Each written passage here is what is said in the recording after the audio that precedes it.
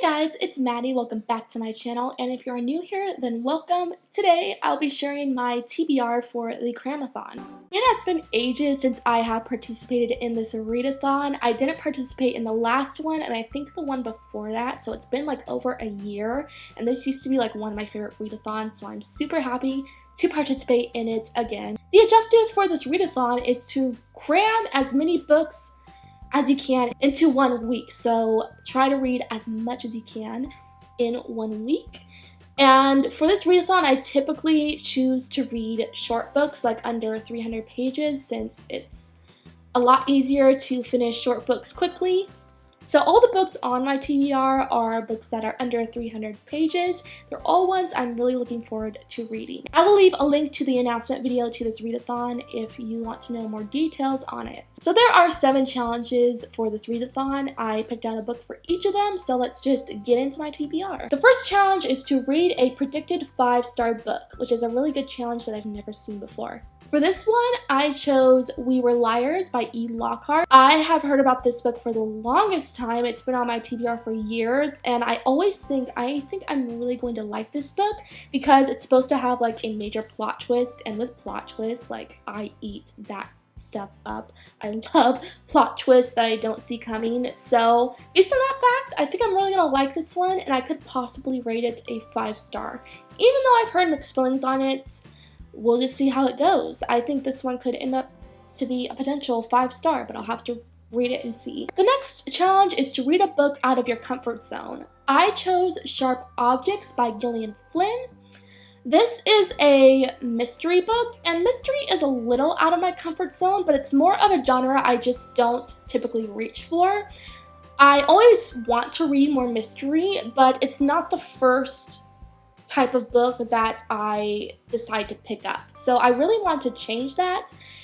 And since I'm not used to this genre at all, it is out of my comfort zone, but I'm gonna give a mystery book a try. I haven't read one in ages, and I've heard a lot of great things about Gillian Flynn's books. The next challenge is to pick a book that has been on your TBR for a long time. So I picked Wink Poppy Midnight by an author's name who I have forgotten and who is also, I remember, really hard to pronounce, but it's on the screen.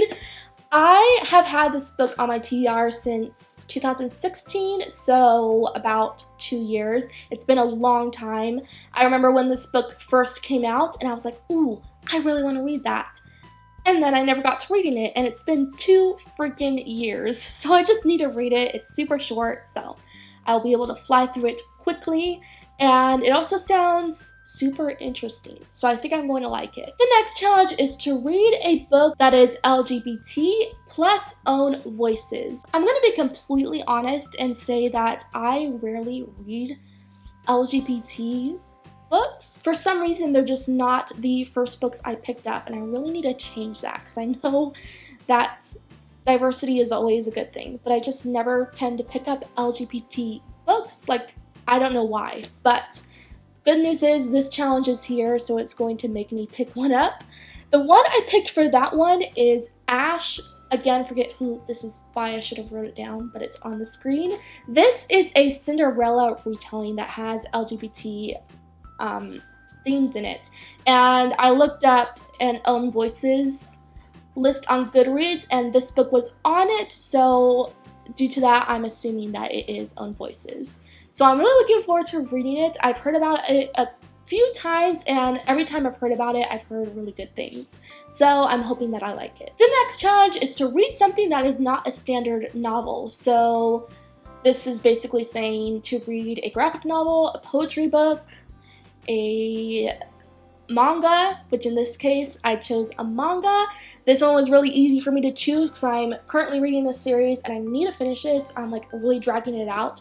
That is Ouran High School Host Club. I don't remember which volume I'm on. Is it volume 14? I can't quite remember, but I'm going to pick up where I left off in this series. This is my second time reading this series because I love this series so much. It's like one of my favorite manga of all time. So I'm excited to keep on reading it. And it fits this challenge perfectly because it definitely is not your standard novel. The next challenge is to read a book that has your favorite color on the cover. This is a challenge that ends up in a lot of readathons, and I do really like it.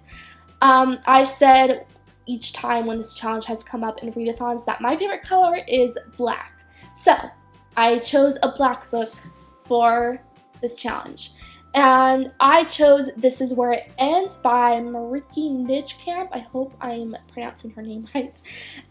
This one is super short. It is under 300 pages, and the whole cover is black, so it works perfectly.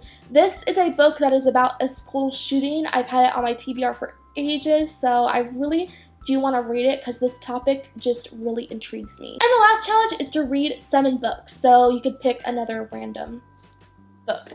I chose to just go along and continue the Oran High School Host Club series, so I'll get to the next volume, so I plan to read 2 volumes during this readathon. So those were the challenges, and that was my TBR. Let me know if you guys are participating in this readathon in the comments and what books you will be reading. If you like this video, be sure to like, comment, and subscribe down below for more bookish related videos. Also be sure to click that bell icon next to the subscribe button so that you are notified when I post new videos.